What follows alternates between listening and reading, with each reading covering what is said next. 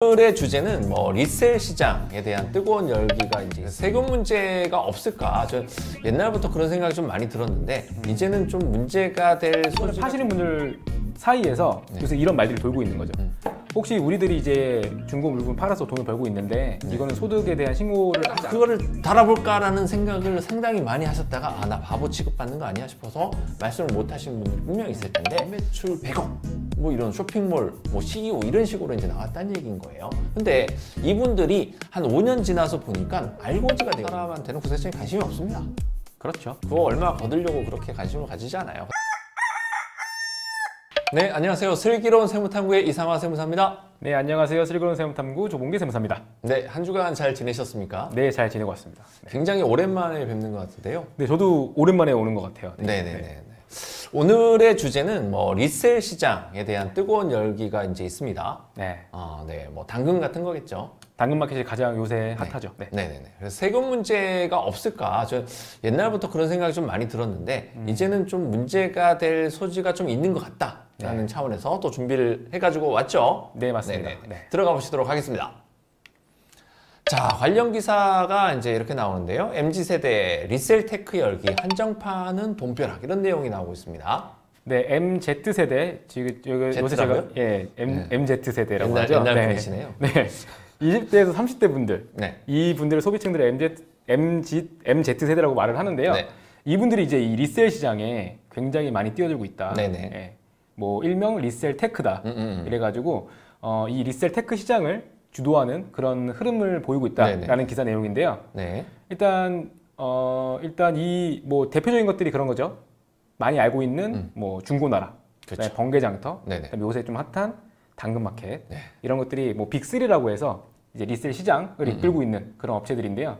이거 이외에도 뭐 네이버에서도 네네. 크림이라는 어떤 그런 플랫폼을 가지고 왔고요. 뭐 네네네. KT에서는 리플 뭐 이런 식으로 이 리셀 시장에 대한 어떤 대기업들의 네. 유통에 뛰어드는 것들이 지금 굉장히 활발해지고 있다. 네네네. 이런 내용들을 좀 다루고 있는 기사입니다. 네네네. 또 다음 페이지도 보면서 얘기를 드리겠습니다. 자, 중고 신발을 팔아 돈 좀 벌었는데 세금은 도대체 어떻게 내야 되는 건지 리셀 열풍에 대해서 세금 걱정이 상당히 증가를 하고 있습니다. 네. 이 해당 내용을 보시면 매일경제에서 나온 기사인데요. 네. 리셀 시장에 이제 들어와서 실제로 거래를 하시는 분들이 굉장히 많으셨어요. 네. 수요자들도 많고 공급하시는 분들도 많으시고. 근데 물건을 파시는 분들 사이에서 요새 이런 말들이 돌고 있는 거죠. 혹시 우리들이 이제 중고 물건 팔아서 돈을 벌고 있는데 이거는 소득에 대한 신고를 하지 않아도 되냐. 아하. 네, 이런 부분들에 대한 이슈들이 많다 보니까 네네. 이런 기사를 좀 다루게 된 것 같아요. 거기서 이제 만약에 이런 소득 부분에 대해서 신고를 하지 않았을 경우에 네네네. 탈세가 될 수도 있다라는 그렇죠. 어떤 위험성을 다루고 있는 기사입니다. 네네네. 네, 그래서 이제 사업성에 대한 내용도 나오고 있고요. 네, 사업성이 인정이 된다고 하면은 신고를 해야 된다라는 그런 내용들을 다루고 있다고 보시면 돼요. 네네네. 마지막에 이제 전문가 의견도 있는데 일시적으로 본인의 중고 상품을 판매하는 것에 대해서는 계속적 반복성이 있다고 볼 수는 없지만 수익 창출의 목적을 가지고 빈번하게 저가의 상품을 구매하고 고가로 다시 판매하는 행위는 사업소득으로 볼 수 있다. 그래서 어떤 분들이 오해할 것 같아요. 저가로 구매하고 고가로 판매하는 행위만 사업소득이고 아닌 건 아니냐 이제 이렇게 볼 수 있을 수 있는데 문제의 쟁점은 이제 계속이냐 반복이냐 이제 여기에 해당하지 않겠습니까? 네, 뒤에서 좀 더 자세히 좀 내용을 다룰 텐데요. 일단은 리셀 시장에서 물건을 판매하는 경우에 저희들이 마주하게 되는 세금 문제가 어떤 것들이 있는지에 대해서 조금 네네. 더 자세하게 좀 다뤄보도록 하겠습니다. 알겠습니다. 네. 다음 페이지 보시죠. 자, 리셀 거래로 번 소득이 사업소득? 이렇게 이제 퀘스천 마크가 붙어 있습니다. 네. 네. 일단 소득세법에서 사업소득에 대한 정의를 하고 있는데요. 네. 그 내용을 좀 가지고 가봤어요. 네네. 일단 기본적으로 사업소득에 대한 내용들이 열거를 하고 있는데 마지막 21호에 보시면은 네. 자기의 책임과 계산과 책임 하에 계속적 반복적으로 행하는 활동을 통하여 얻는 소득을 사업소득이라 한다. 네네. 이렇게 보고 있습니다. 네. 그래서 여기서 핵심적인 단어는 사업소득이 되기 위한 요건, 첫 번째 자기의 책임과 계산에 의해야 된다. 두 번째 계속 반복성을 지녀야 된다. 네네. 이 두 가지가 가장 핵심이라고 보시면 됩니다. 자기의 책임과 계산은 무슨 말일까요? 돈 벌어서 본인이 그 돈에 대해서 가져가고 네. 실제로 손실이 보면은 본인이 손실을 입고 네네. 그 개념을 보시면 될 것 네. 같아요. 네. 그런 의미도 있고 이제 사업성을 가지고 있는 이제 책임과 계산이라고 하는 부분은 이 물건에 대한 책임을 지고 있다라는 부분인 거죠. 네, 그렇기 그렇죠. 때문에 사업자의 요건을 갖추고 있는 거고. 네. 근데 이제 논란이라고 해야 될까요? 그러니까 계속 반복성은 도대체 몇 번부터가 계속 반복성이냐? 명확히 수치화할 수는 없겠지만은 네네. 전반적인 거래 사실관계로 봤을 때 네. 계속적으로 이에 해당 행위를 하고 있다고 판단이 된다 그러면 네네. 충분히 사업소득으로 볼 여지가 있습니다. 몇 번 정도를 계속 반복성이라고 생각하시나요? 개인적 의견은? 글쎄요, 한 월에 한 뭐 20, 30회 이상은 되지 않을까요? 그렇게 높게 보나요? 저는 한 3번만 팔면 계속 반복이라고 생각합니다. 그럴 수 있죠. 네, 이건 개인의 견해이기 때문에 근데 이제 중요성도 이제 들어갈 수 있을 것 같아요. 네네네. 20번을 팔았는데 2만 원어치 팔았다. 그러면은 그렇죠. 사실상 그렇게 중하다고 볼 수 없을 것 같고 네네. 3번을 팔았는데 1억을 팔았다. 얘기가 완전 다른 거죠. 그렇게 되겠네요. 그렇죠. 네네네. 그렇기 때문에 이게 어떤 몇 번이냐라기보다는 이게 사업성을 내가 표방을 했냐 안 했냐라는 거죠. 그러니까 예를 들어서 그렇죠. 이런 것도 있잖아요. 2,000원짜리를 그냥 버리긴 아까워가지고 내가 2,000원에 그냥 뭐 이렇게 내놨다. 이거는 사실 조금 뭐 그렇게 될 수도 있는 부분이지만은 이거를 2,000원이라 하더라도 한 3,000번을 팔았다. 이러면 이거는 이제 또 사업성이 이제 있다고 볼 수도 있죠. 그렇죠. 실제로 네. 이득을 남긴다면은 네네네. 충분히 사업성을 근데 인정할 수 이제 있을 저희가 좀 이렇게 좀 지엽적으로 말씀을 드리긴 했지만 결국에는 어떤 경제 행위를 통해서 내가 이걸로 돈을 벌겠다는 목적을 이미 삼았다는 자체가 맞습니다. 그게 자기가 사업이 안 돼가지고 3번 팔았다고 해서 사업성이 없는 거고 사업을 안 하려고 생각했는데 30번 팔았다고 해서 사업성이 되는 거 이런 거는 아니다라고 보여지는 네, 거예요. 그래서 맞습니다. 좀 문제는 분명히 인식을 하고 있으셔야 된다 이렇게 보시면 될 것 같습니다. 네. 그냥 간단하게 좀 예를 들어 봤는데 일반적으로 이제 사업성에 대한 판단에 있어서 그냥 실제로 저희들이 뭐 가구를 사가지고 뭐 한 몇 년 이용하다가 나중에 내가 필요가 없으니까 네. 그냥 되게 저가에 내올 수도 있잖아요. 네네. 이런 것들을 하나하나 다 사업성을 본다는 개념은 아니에요. 그렇죠. 그래서 예를 들어 놓은 게 한정판 신발 같은 거 있잖아요. 네네. 예, 굉장히 그냥 보유만 하고 있어도 가격이 오르는 것들 이런 것들을 막 대량으로 보유하고 있다가 이런 것들을 되게 고가에 판다. 네네. 그런 경우에는 사실은 이거는 신발 소매업으로 해서 사업성이 인정받을 가능성이 굉장히 높습니다. 그렇죠. 네, 네네네. 그럴 경우에는 사실은 정식으로 사업 등록을 내고서 사업을 하는 게 맞아요. 네. 근데 쉽게 생각해서 국세청한테 추적을 당하기 시작하면은 사업성이 있다고 보여지는 부분인 거고요. 네. 별거 없는 사람한테는 국세청이 관심이 없습니다. 그렇죠. 네. 그거 얼마 거두려고 그렇게 관심을 가지지 않아요. 근데 내가 어느 정도 국세청에 추적을 당할 수 있는 사람인지 아닌지는 조문기 세무사가 나중에 판단을 해줄 겁니다. 네. 문의를 주시면 될 것 같습니다. 맞습니다. 네. 다음 페이지 보시죠. 자, 부가가치세도 내야 될까? 이렇게 내용이 나옵니다. 네, 일단 기본적으로 리셀 시장에서 거래를 한다 그러면은 일반적으로 상품 소매업을 한다고 보시면 돼요. 만약에 네. 사업성이 있다고 하면 상품 소매업을 하는 건데 상품 소매라고 하더라도 본인들이 취급하고 있는 상품이 네. 부가세가 이제 면제가 되는 면세 상품일 경우에는 크게 상관이 없지만 그렇지 않은 과세 제화를 만약에 거래를 한다. 네네. 그럼 사실 부가가치세 과세 사업을 한다고 보셔야 됩니다. 그렇죠. 네, 뭐 쌀을 팔지 않는 이상은 거의 다 그렇죠. 과세라고 보시면 될 것 같고요. 네 맞습니다. 거의 부가세에 대한 이슈가 분명히 발생을 하고 있다. 네. 이렇게 보시면 될 것 같습니다. 네. 근데 만약에 사업성이 인정됐음에도 불구하고 신고를 하지 않았다라고 하면 네. 5년치가 계속 마음이 되게 쓰이고 있는 상황이다라는 거죠. 그렇죠. 네. 5년치에 5년치에 대한 세금을 내셔야 된다는 부분인 거예요. 네, 그래서 부가세. 네. 내가 좀 많이 요즘 좀 벌고 있다. 네. 그러면 반드시 문의를 주셔야 됩니다. 어떻게 신고를 해야 되는 게 맞는 것인지 문의를 주셔야 되고요. 네. 다음 페이지도 보시죠. 자, 그럼 사례를 통해서 한번 알아보자고요.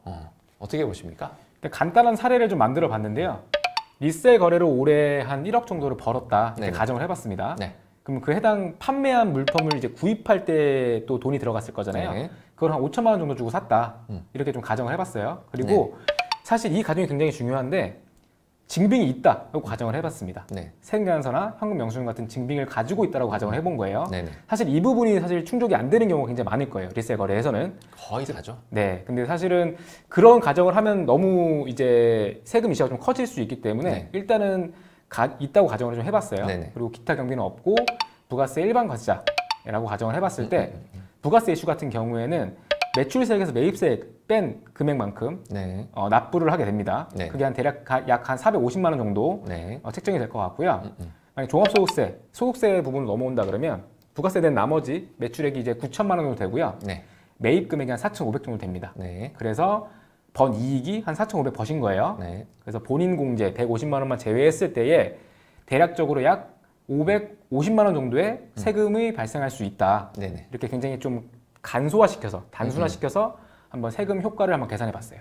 한 1억 정도를 이제 수입을 일으키고 네. 이 원가가 한 50% 정도를 차지하고 있다고 봤었을 때 부가세 450에 소득세 550 정도 내는 게 우리나라 이제 대체적인 세율 구조다 이제 이렇게 보여지는 부분인 거고요. 네. 근데 저희가 이 부분에 대해서 우려하면서 얘기를 하는 부분이 왜냐면은 판매가액에 대해서는 나중에 국세청이 자금 출처나 통장이나 이런 부분을 파악을 해서 매출을 찾아내잖아요. 그러면 맞습니다. 네. 왼쪽에 나와 있는 부가가치세의 매출세액 900만 원을 내게 되는데 매입세액을 돌려받을 수가 없다라는 거예요. 그러니까 세금 계산서라든지 현금영수증을 그 미래를 대비해서 받아 놓으셨으면은 갖다 붙일 수가 있는데 그러니 혹시라도 저 부분에 대해서 매입은 항상적으로 좀 가지고 있어야 되는 부분이 있을 것 같고 네.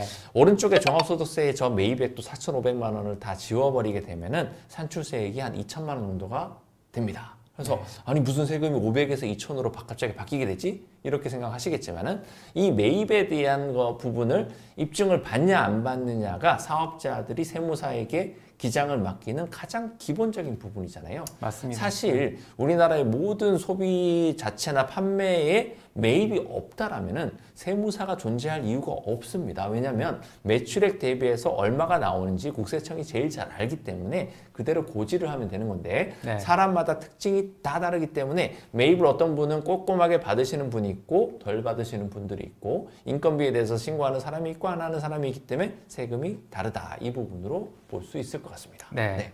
다음 페이지를 보시면서 마지막으로 이제 설명을 주시겠습니다. 자, 만약에 소득 신고를 하지 않았다라고 했을 때 어떤 상황들이 이제 벌어지게 되는 거죠?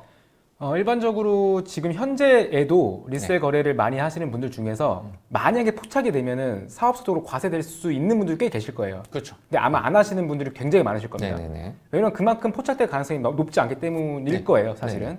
근데 이거를 만약에 전수조사를 한다거나 이런 식으로 해가지고 만약에 나온다 그러면 굉장히 문제되실 분들이 많을 수 있는데 이게 또 어느 이상한 포인트에서 문제가 될 수 있어요. 네. 그게 어떠한 거냐면 현금으로 만약에 리셀 거래를 해오고 있다고 가정해서 봤을 때요. 네. 이 현금을 통장에 넣는 순간 문제가 될 수도 있어요. 그렇죠. 네. 네. 통장에 바로 그 금액이 찍히는 순간 적은 금액이 아닐 거라는 가정입니다. 네네네.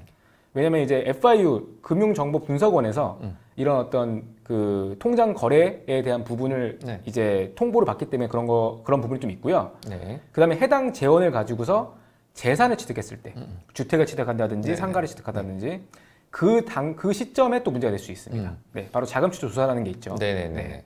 그래서 좀 첨언을 좀 드리자면은 FIU라고 하는 것 자체가 돈이 어디선가 이제 입금이 이루어지면 보통 송금으로 이루어지잖아요. 네. 그래서 계좌이체에 대한 부분이 이상화가 조봉기한테 돈을 쏴주는 이력이 남게 되는 경우는 물어볼 수 있잖아요. 이거를 빌려준 거니 아니면 뭐 증여를 그렇죠. 그냥 준 거니 이렇게 되는 부분인데 저기에 해당하시는 분들은 대다수가 현장에서 현금을 차곡차곡 받아놨다가 금고에 넣어놨다가 어느 날 은행에 좀 넣어야 되겠다 싶어서 은행에다 돈을 넣으면 이 돈이 도대체 어디서 났니?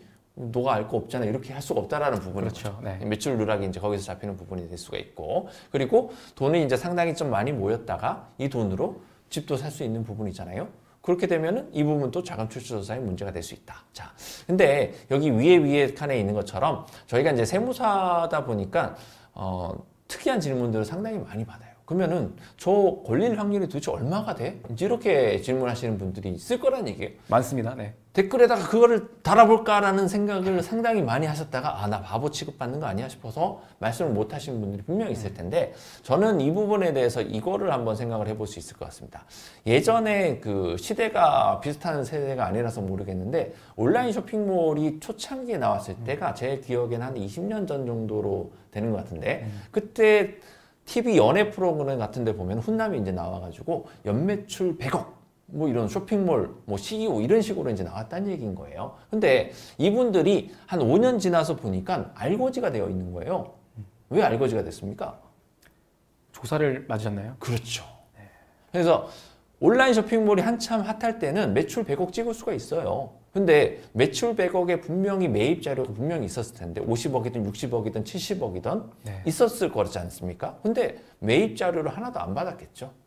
그러니 그 100억에 대해서 부가세만 해도 10억이죠. 그렇네요. 네. 그리고 그 100억에 대해서 소득세는 50억, 60억 이렇게 될 거잖아요. 그럴 수 있겠네요, 진짜. 네. 그러니 실제적으로 5년치 한 번에 두드려 맞으면은 거의 뭐 100억 이상을 맞았다는 얘기가 되는 거죠. 번 돈 다 내주고 끝날 그래서 그 부분에 대해서 온라인 쇼핑몰이 하시는 분들은 아마 기억을 하실 거예요. 그 선배들이 그렇게 많이 힘들어졌던 거를 봤기 때문에 최근에 온라인 사업을 하시는 온라인 쇼핑몰을 하시는 대표님들은 얼마나 신고를 잘 하십니까?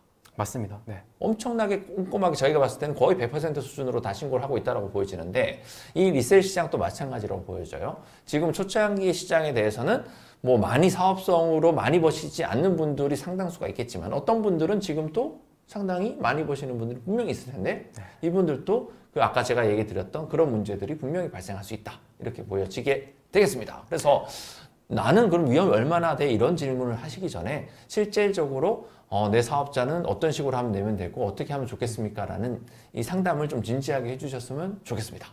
네, 저희가 이런 부분에 대해서도 오늘 한번 다뤄봤다. 이렇게 네. 보시면 될 것 같습니다. 또 좋은 내용을 이제 가지고 오셨는데 네. 제가 혼자 마치 제가 다 한 것처럼 이렇게 마지막으로 훈훈하게 마무리를 해서 좀 거시기 한데요. 네. 훈훈한 거 좋습니다. 네네네, 알겠습니다. 네네.